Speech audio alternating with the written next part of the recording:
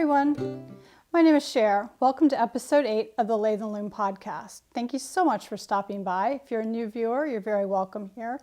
And if you're a returning viewer, I really appreciate your support. We hit about 12 over my 50 subscriber goal for the last podcast, and I really am excited about our growing little community. So thank you so much for your support. If you hang on to the end of the podcast, I'm going to give a little bit of details on a little giveaway I'd like to do to thank you for that.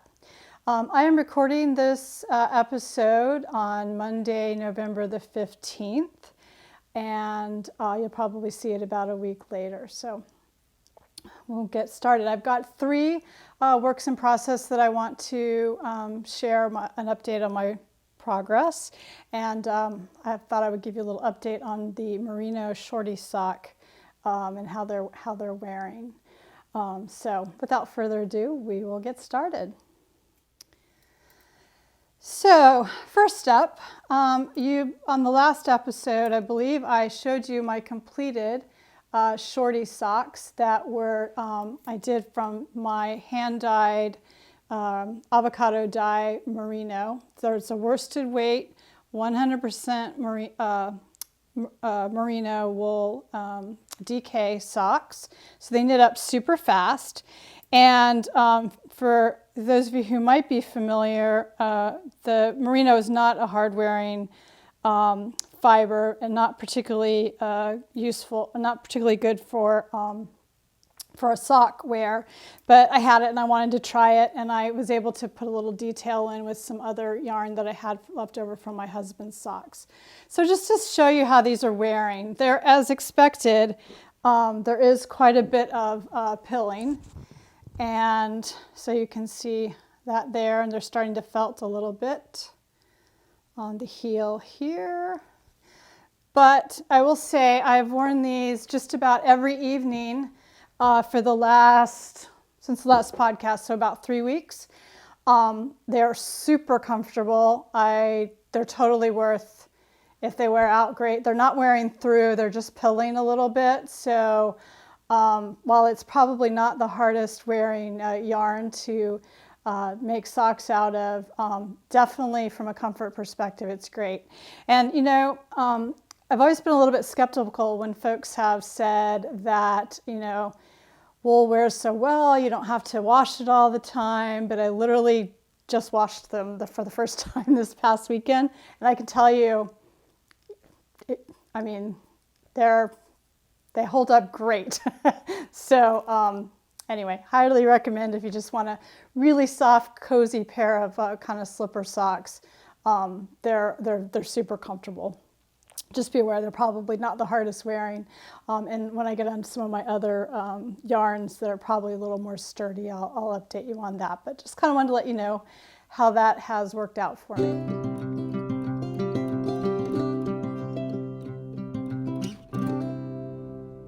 If you've been following me for a while, you know one of the ongoing projects I have is the Comfort Fade Cardi by Andrea Mowry. The link to my Ravelry project page with all the yarns is below. I had, the last time I talked, I had gotten through need a little more yarn there. I'd gotten through the body and I got ready to cast on for the sleeve. So I have cast it on for each sleeve now and picked up those stitches. So I'm kind of slowly working on that. It's kind of a nice departure from some of the other things. You'll hear in a minute, of course, like many in the knitting world, most of my knitting time in the month of October was dedicated to the shawlography, and I'll update you on that in a minute. But this one is hopefully not too far from getting done. I'm going to take some time off for the U.S. Thanksgiving week, and I hopefully this will be one of my completed projects for the next podcast. But I'm loving the yarn and how well that's knitting up. So really a fun project. Andrea's patterns are really easy to follow. I'm finding it easy to kind of custom fit for me, kind of as I've gone down, you know, where I want it slightly different from the pattern. and I'm finding it pretty easy to do that. So this is my first cardigan, and so it's been a good pattern. I understand that the shawl collar is quite a lot of knitting, but I'm still looking forward to getting it done and off the needles, and I think it's going to be a really nice addition for the winter. The other project that I have on, actually, let me talk about the Shawlography next, because that's kind of, so I was not planning to do the Shawlography. So if you are not familiar, designer Stephen West does an annual mystery knit along, and it's a shawl. You don't know, if you're not familiar with the mystery knit along, you don't know what the pattern will look like. You know it's a shawl, and he gives you excellent recommendations for your yarn selection and so forth. So you buy the pattern, you get that kind of introduction, and to get set up, and then the clues come out each week. And I'm sure if you follow other knitting podcasts, you've heard this several times by now, but just to update. So I was not planning to join the MKAL. At the last minute, I watched his intro video, and I was like, gosh, you know, and I looked at some of the palettes, because his more vibrant palettes are not particularly my style, but he actually had, and as I flipped through, and some of the things that he demoed had a lot of different selections, and I saw one, I thought, oh gosh, that looks really great, and I kind of might have something in my stash. So I did. I had two Life in the Long Grass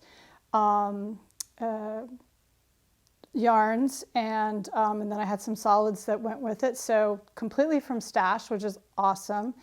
And I decided I was going to see if I could kind of hang on and get through the KAL. So the first week clue came out, and I was able to keep up with that. And so that was, let me see if I can hold it up. That was this center half circle section here, and the wedges. And I've been really happy with how the colors came together. I used as my color A, so there's 5 yarns altogether in this pattern. And I used as my color A the dark brown, obviously, and the others are kind of plain throughout. I was able to get week 1 done on time, and then week 2 came out, which was believe me, this center section here. So the loops, I believe, and the welts, and these triangles. I should double check that. I'm actually not sure which week everything went through, but I will say, and I kept up most of week 2. I think it's week 3 that I got off, or that's where the brioche section starts. So I was cruising along, and what I will say is, if you've never knit one of his patterns, the instructions are phenomenal. The MKAL had excellent week by week, almost an hour-long tutorial. This has been the most adventurous knitting I have ever done. I have never done welts. I have never done this amount of I-cord loops, the I-cord edging. It's a very interesting construction on the bobbles, which I gotta tell you, I avoid all patterns with bobbles, and I think I'll think twice now, because this method was really phenomenal. And then just his use of how to kind of work through the color in the pattern. I did exactly as he recommended with the colors, and I mean, he's just a genius. So I have loved it. It has been a really wonderful learning experience. So this is the part of the clue that a lot of us, I think, slowed down on. There's a lot of knitting in this section here, and I can't remember now if this is the end of section 2 or the beginning of section 3, but this was a lot of knitting. So I kind of fell behind here. And then I thought, okay, I just have that short, so clue 3 then was a brioche section, wasn't very long, and so this was the end of clue 2. So for clue 3, I started off and I was all excited because I don't know brioche and I was going to learn another new technique. I cast on, I went through the first, I think, 4 rows and was doing really well. I was totally on count. I understood it. It's very straightforward. His video support is phenomenal. And then I got ready to come back, I think, for the 4th or 5th row, and I was off one.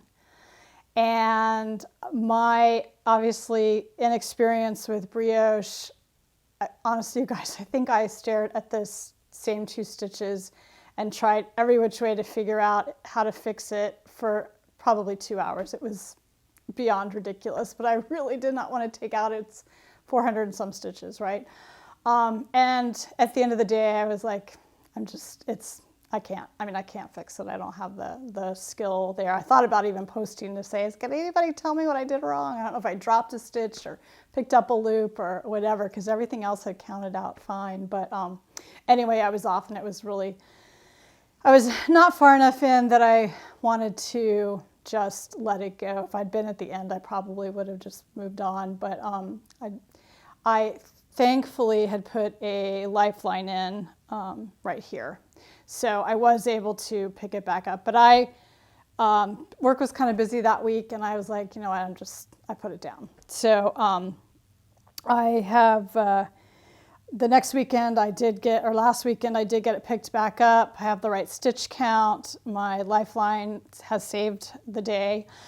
So I will be, hopefully again, Thanksgiving week as well, working on that. And I hope to get it complete, although I do know the border is quite a lot of knitting, so probably be a little bit of time on that. But it's actually a little bit of a relief because I was trying so hard to keep up. I was staying up till like 12 and 1 o'clock at night and then getting up for work the next day. And it was fun. I enjoyed that kind of little bit of competitiveness to it. But once I couldn't catch up, I was kind of like, okay, it's all right. You know what? I'll finish it. I'm enjoying it. It's not the end of the world. So, so we will get it done. But it's been a really good experience, and I highly recommend you think about participating next year if you've not done so already. That did, however, give me time to work on something else. So I was, as you know, if you've been watching, I've been working on the Heart of Glass tee by Lyrical Knits. And I think I still don't have a stitch marker in here. I think the last podcast I was about here, maybe. So I've been working my way down through the rest of the body. And I am just about ready to start on the lace edging at the bottom. I will say, both with this pattern and with my Comfort Fade Cardi, I have been getting very good fit through the body. I have been very worried with both patterns that they had slim arms, and mine are not so much. And I had increased the arm scythe or the arm hole area here to accommodate that. I'll say on both of them, I got it way too big. I'm having to decrease several stitches on the Comfort Fade Cardi, and this one is hanging about maybe much farther down that my bra strap would show, or the side of my bra would show, which is not good. And to be fair, in the pattern, she warned of that. I just miscalculated. So at this point, I'm not going to take it out, but what I am considering, I have plenty of yarn. I'm alternating 2 skeins, and I've got 2 more, and I haven't even gotten 2/3 of the way through the first 2. So I think what I'm going to do, the pattern has got an option for sleeves. I think I'm going to go ahead and just put sleeves on and hope if I make them relatively straight before I start to, or maybe just make them straight sleeved, that'll be okay, because I'm not taking it out. At this point, I'm going to live with it one way or the other. But I'm really happy with how it's knitting up. The fit is great through the rest of it. And again, that is no fault of the pattern. That is the fault of the the knitter trying to work through it. But that one's been super enjoyable because the construction was very interesting on the shoulders and down through the bust, and then joining the round, and then I've just been knitting. So it was really relaxing, kind of something different after focusing on the shawlography. So again, hopefully that one's done soon. So I'm hoping I will have several finished objects over the next few podcasts as we kind of move forward. That is really it for all I have for today. I have been doing a little bit of spinning, so I'm still working on a green, I believe it's a Corriedale spin, so hopefully that one's just about done. I've got 2 more little nests to do, and then I will let it rest and I will apply that. And I got the loom kind of back ready to go. I've got some towels that I've been weaving on that. And I hope for the next segment to be able to record some of that weaving process and share a little bit of that with you. That is the loom side of Lathe and Loom, as you might notice. So with that, I guess we're into the giveaway. So again, I appreciate all the support and the folks who've shared and liked, and particularly those of you who've taken time to comment. It really just means a lot. My goal with this podcast really was to connect with the fiber community. I feel like I've made some really great virtual friends and have a lot of good support in the community. And hopefully this podcast is good addition to your community activities as well. So I appreciate that very much. So for the giveaway, I haven't completely decided, but I do know I'm going to do at least a skein and I think a mini of the Woodsong Farms sock yarn, and then there'll be a few other little things I'll put to it just as a little thank you. So if you would like to enter for the giveaway, if you will please subscribe to the channel, like this video. If you'll leave me a brief comment, let's see, how about tell me what project you're working on, whether it's knitting, crochet, weaving, any of the many other arts out there. And for extra entry, if you will share, like me on Instagram, and share something about the podcast in your post feed or story and tag me so I know to look for it. I will add that as an extra entry. So it's my first giveaway. I hope I did that okay. But I look forward to sharing that with you. And with that, I thank you so much for joining me. I hope you have a great crafty week ahead, and I look forward to talking with you again soon and sharing a little bit more about what I've been up to. Thanks so much, everyone. Knitting, spinning, dyeing, weaving.